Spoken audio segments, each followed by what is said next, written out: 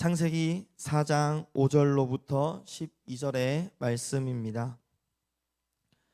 구약성경 창세기 4장 5절로부터 12절의 말씀입니다. 저와 여러분이 이 말씀을 한 절씩 교독하겠습니다. 가인과 그의 재물은 받지 아니하신지라 가인이 몹시 분하여 안색이 변하니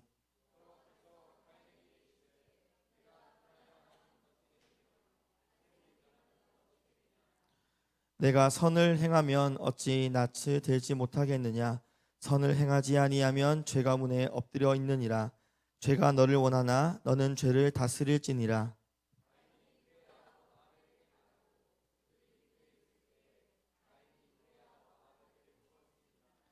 여호와께서 가인에게 이르시되 내 아우 아벨이 어디 있느냐. 그가 이르되 내가 알지 못하나이다. 내가 내 아우를 지키는 자니이까.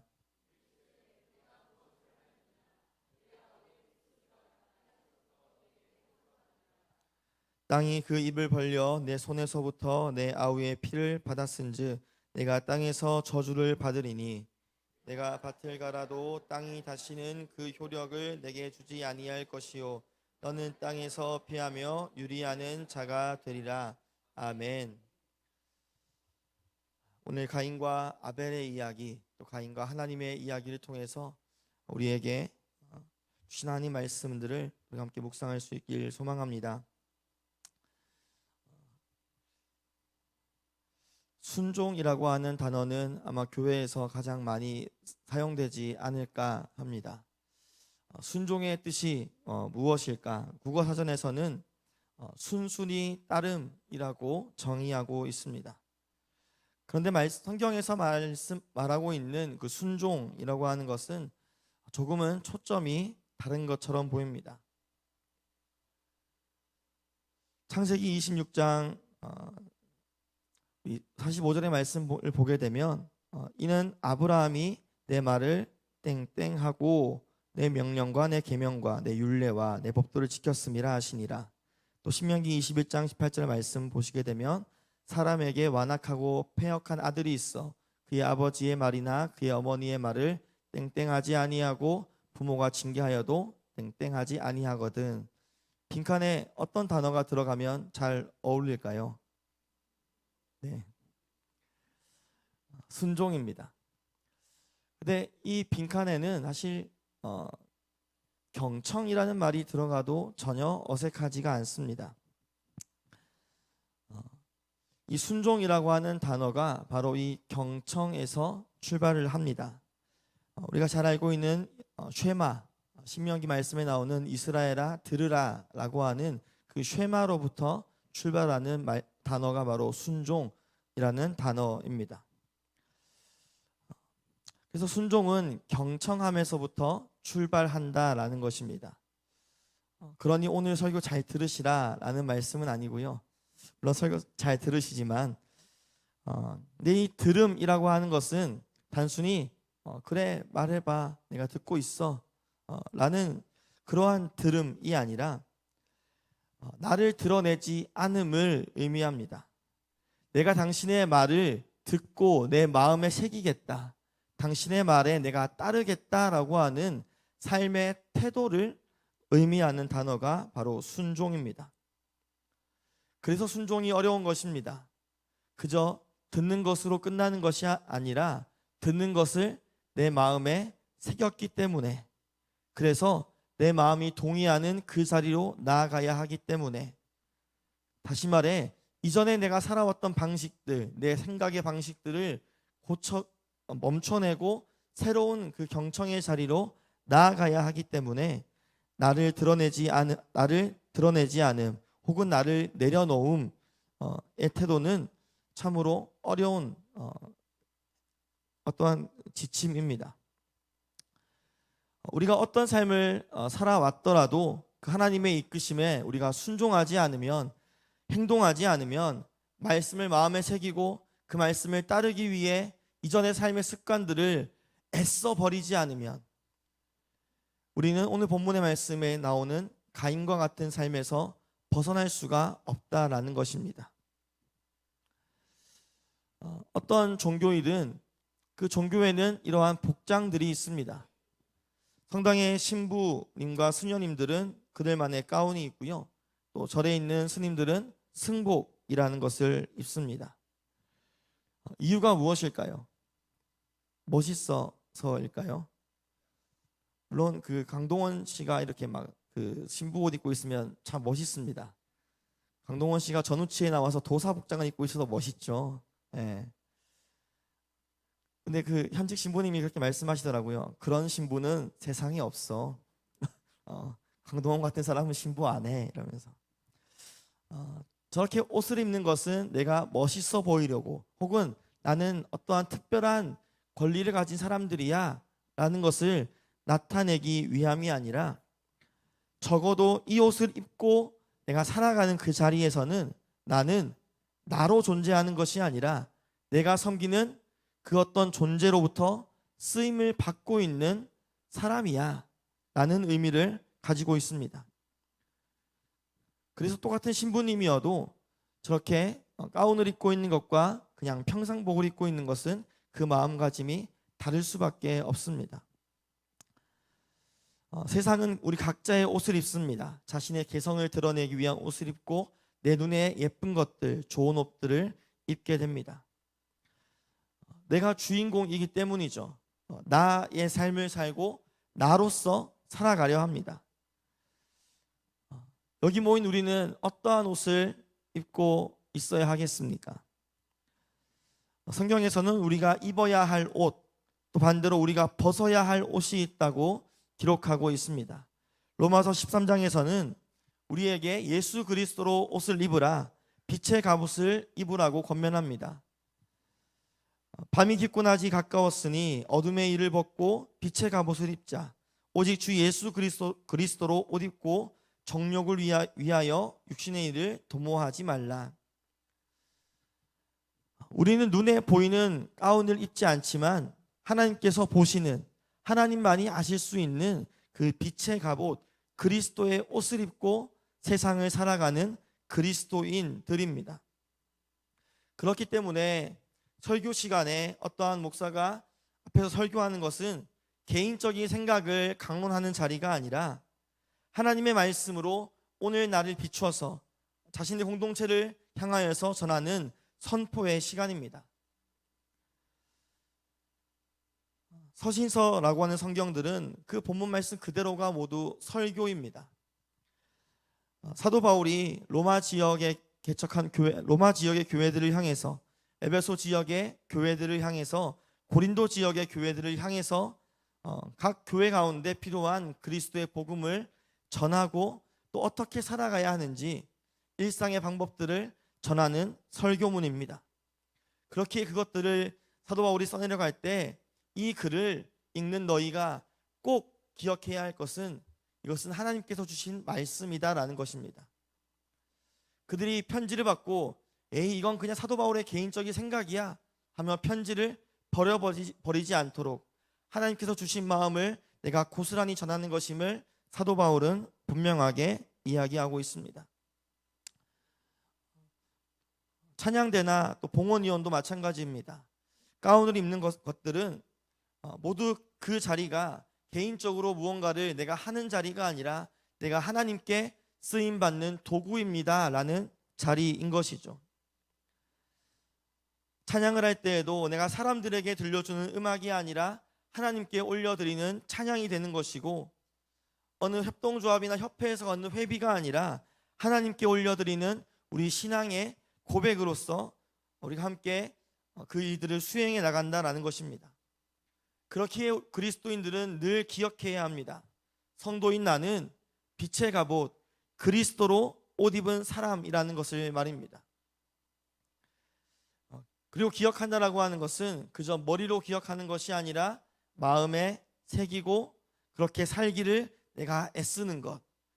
내가 이전에는 그렇게 살지 않았다고 하더라도, 그래서 그것이 나에게 익숙하지 않고 그것이 내 상식에는 받아들여지지 않는다고 하더라도 내가 그렇게 살아가기 위해서 애쓰는 것, 그것이 바로 순종입니다. 오늘 본문 속 가인은 자신이 하나님께 사랑받고 있는 사람이라는 사실을 깨닫지 못했고 인정하지 못했습니다.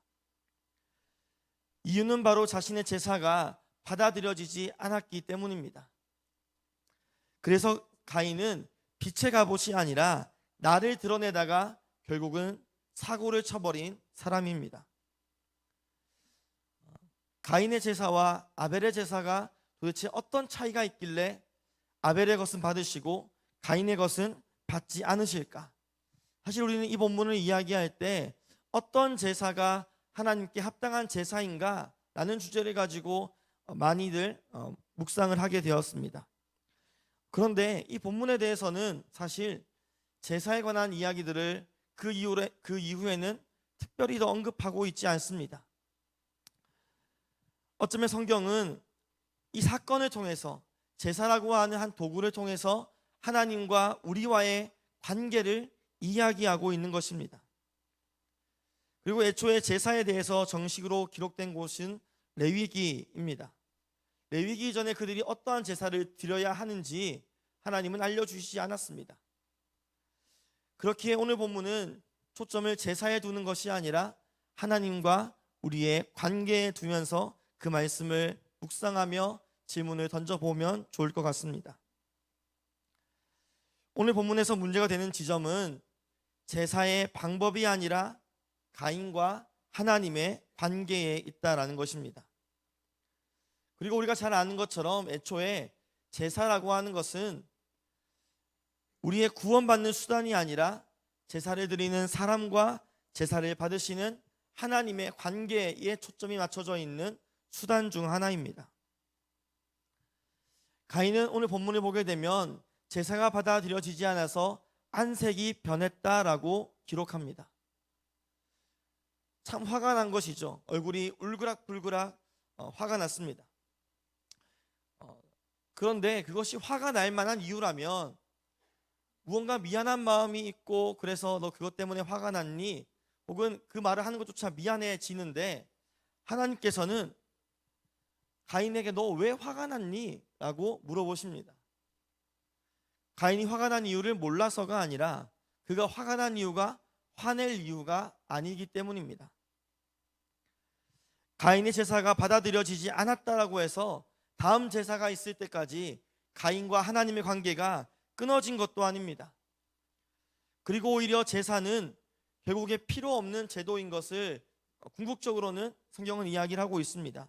예수 그리스도께서 드린 단 한 번의 제사로 우린 예수 그리스도를 통해 하나님께 나아가기 때문이죠.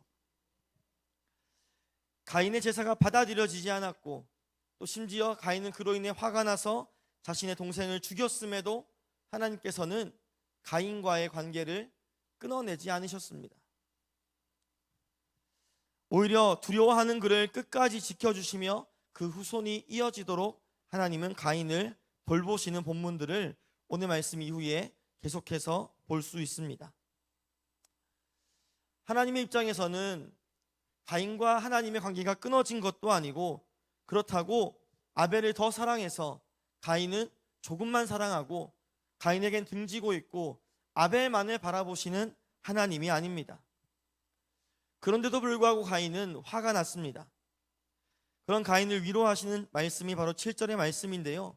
그 마지막에는 죄가 너를 다스리지 않도록 주의하라라고 말씀하십니다. 하나님의 말씀을 도저히 긍정하고 받아들이지 못하는 가인을 보니 곧 죄에 넘어질 것처럼 위태위태한 모습을 보였기 때문입니다. 가인에게는 이 제사의 성공 여부와 관계없이 사실 그것 없이도 하나님께서는 가인을 늘 사랑하셨고 늘 살펴보셨습니다.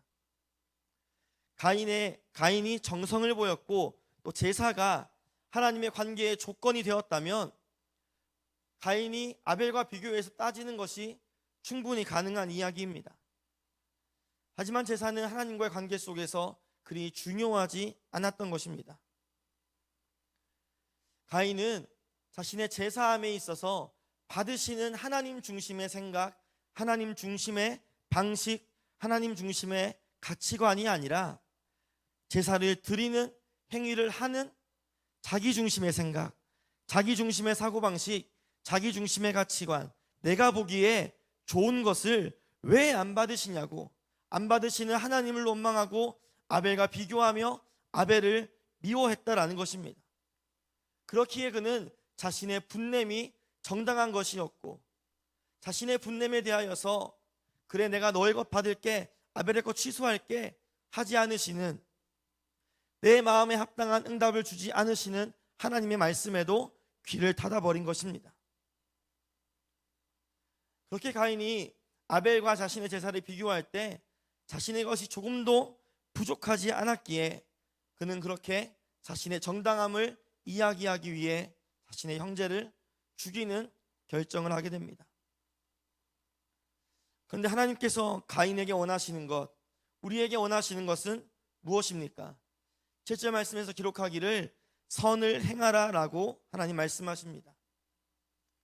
하나님 보시기에 가인이 선한 삶을 살기 위해 애쓰고 있다면, 순종의 삶을 살기 위해 노력하고 있다면, 그로 인해 이전의 내 방식과 달라서 내가 스트레스 받고 마음이 답답하고 분노가 차오르더라도 이것이 옳은 모습이 아니라 하나님 원하시는 모습으로 내가 나아가는 길이야, 죄가 나로부터 멀어지는 길이야 라고 하며 그 방식에 순종해 나아갔다면 가인은 어쩌면 제사를 드리지 않아도 되는 삶으로 하나님과 교제할 수 있었다라는 것입니다.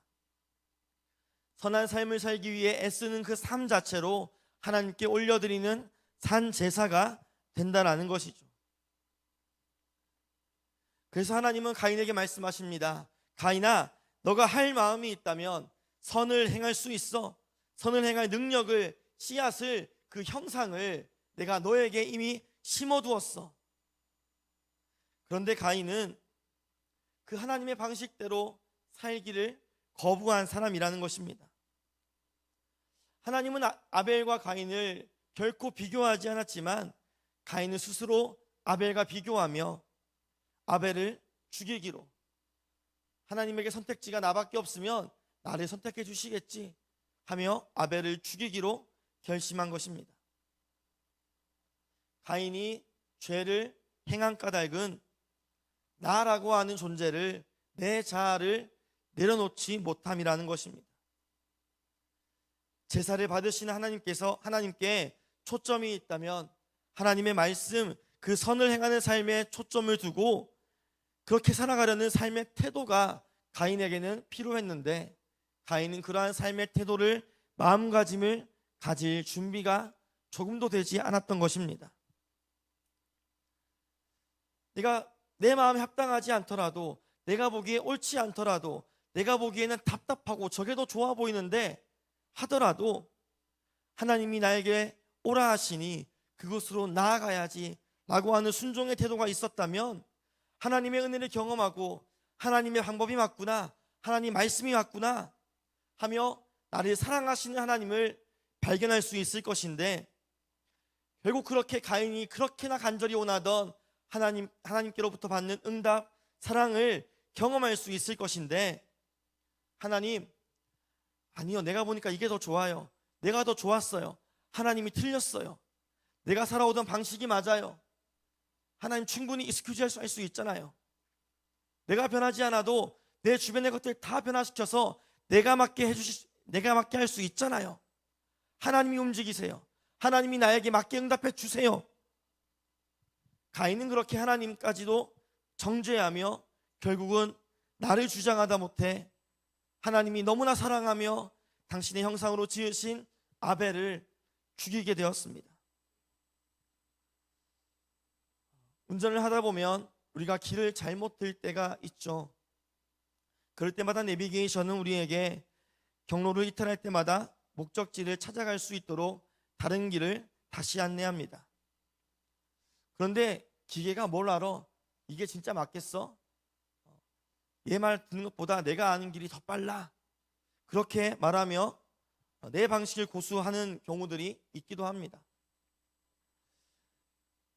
겨우 길 찾기야, 대한민국 땅에서 길 찾기야 뭐 그리 어렵겠습니까? 그런데 천국 가는 길, 하나님 만나는 길, 하나님의 은혜를 경험하는 길을 우리가 어떻게 알 수가 있겠습니까? 그런데 우리는 날마다 아는 척합니다.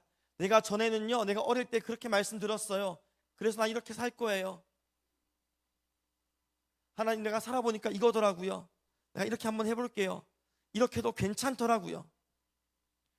그것이 괜찮기 위해서 수많은 사람들이 그를 위해 헌신하고 애써왔고, 때로는 상처받았음에 대해서 내가 무지함을 깨닫지 못하고, 하나님 또 그렇게 해주실 거죠? 끊임없이 나를 주장하며 살아간다는 것입니다. 아벨과 가인이 오늘 본문 속에서 드린 제사가 처음 제사였을까요? 그 처음인지 아닌지는 알 수 없지만 그들이 어색하지 않게 제사를 드린 것 보니 그들이 이전에도 제사를 드렸던 경험들이 있는 것 같습니다. 그때는 받아들여졌나 보죠. 그때는 그의 삶이 무언가 달랐나 보죠. 그런데 결국은 그 경험들이 교만함이 되었고 하나님께로 나아가는 걸림돌이 되어버렸다라는 것입니다. 하나님의 말씀을 경청하고 경로를 바꿔야 하는데 계속해서 고집하는 것입니다. 그런 고집은 결국 내가 돋보이며 내가 주목받는 결과가 아니라 내가 속한 공동체, 나의 삶이 무너지는 일로 향해 가고 있다는 것입니다.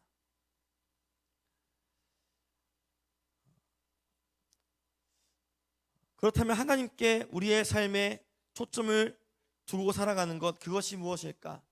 하나님께서 우리의 삶에 무엇을, 어떠한 초점을 두고 계실까? 우리의 예배일까? 나의 봉사와 섬김일까? 우리 교회 사역일까? 하나님께서 우리의 삶에 무언가를 두고 늘 평가하시며 사랑할지 말지를 결정하는 분이실까? 오늘 본문에서 하나님은 결코 그렇지 않은 분임을 기록하고 있습니다. 하나님께서 가인에게 선을 행하라고 하시는 것은 좋은 일을 통해서 좋은 점수를 따라하는 것이 아닙니다. 하나님께서 우리에게 원하시는 선을 행하는 삶은 서로 사랑하는 삶을 통해, 너희의 서로 사랑하는 아름다운 그 모습을 통해 나에게 기쁨이 되어달라고 하시는 것입니다.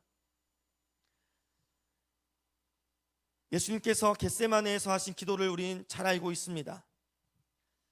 내 아버지여, 만일 할만하시거든 이 잔을 내게서 지나가게 하옵소서. 연약한 인간으로서 예수님의 기도이신 것이죠. 그런데 이어지는 예수님의 기도는, 그러나 나의 원대로 마옵시고 나를 드러내지 마옵시고 아버지의 원대로 하옵소서. 아버지를 드러내시옵소서. 내가 하나님 아버지의 통로가 되게 하여 주시옵소서. 예수님은 그렇게 기도하시며 자신에게 주어진 십자가와 고난에 대해서 하나님을 원망하지 않으시고 고통 가운데서도 은혜를 간구하며 아멘으로 순종하셨습니다. 연세대 신학과 교수님이신 김학철 목사님은 인간의 품격이 어디로부터 나오는가라는 이야기를 하면서 나보다 더 큰 존재를 향한 희생과 헌신으로부터 인간의 품격은 성장한다라고 말씀하셨습니다. 나보다 더 큰 존재의 도구로서 그냥 노예적으로 살아가라는 것이 아닙니다. 좁디 좁은 나라고 하는 이기성, 나라고 하는 이기심, 나 중심의 삶의 요구만을 충족하기 위해서 발버둥치는 사람이 아니라 더 나은, 나보다 더 나은 그분을 향해 가는, 더 나은 삶을 향해 가는 나를 내려놓는 삶을 통해서 나의 품격이 올라간다라는 것입니다. 가인은 좁디 좁은 내 안에 살아가던 사람이었습니다. 그래서 나보다 더 나은 그분, 하나님께 내 삶의 지향을, 내 삶의 방향을 놓지 아니하고 하나님의 가치에 헌신하지 아니하고 나아가기보다는 나 중심에서 하나님을 판단하고 아벨을 판단하면서 살았던 사람이라는 것입니다.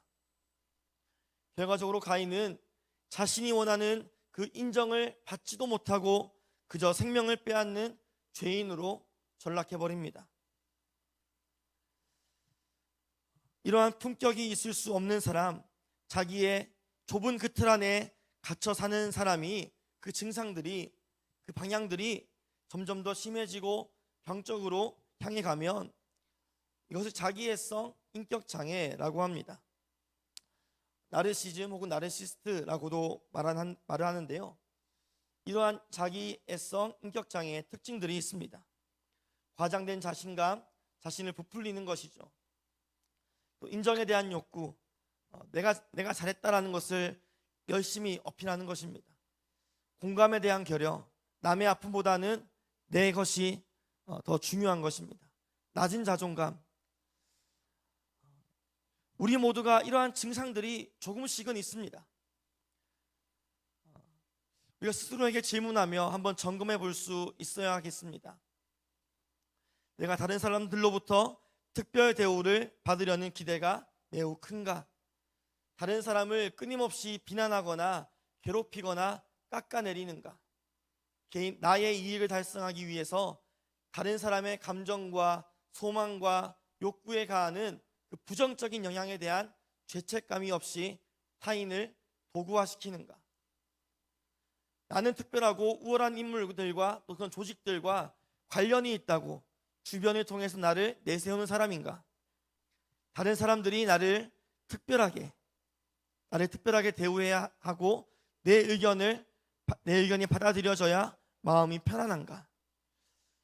한번 스스로에게 질문해 보시기 바랍니다.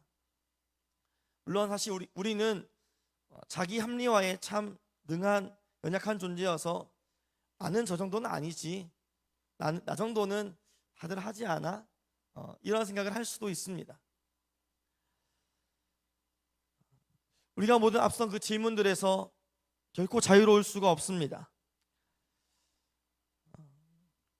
그렇게 우리는 날마다 나를 반성하며 나를 점검해 보아야 합니다. 가인은 하나님 앞에서도 당당하게 나를 드러내는 나르시스트적인 모습을 보여줍니다. 내 것은 무조건 받아들여져야 한다라는 기대감, 아벨을 깎아내려서라도 내가 선택받아야 한다는 잘못된 자아의식, 우월감, 나의 성공을 위해서 아벨을 죽이는 데에 조금의 죄책감도 없는 그 도구화되어 있는 인간인 가인은 하나님 중심의 삶이 아니라 나 중심의 삶, 좁은 나에 갇혀 살아가는 사람이었습니다.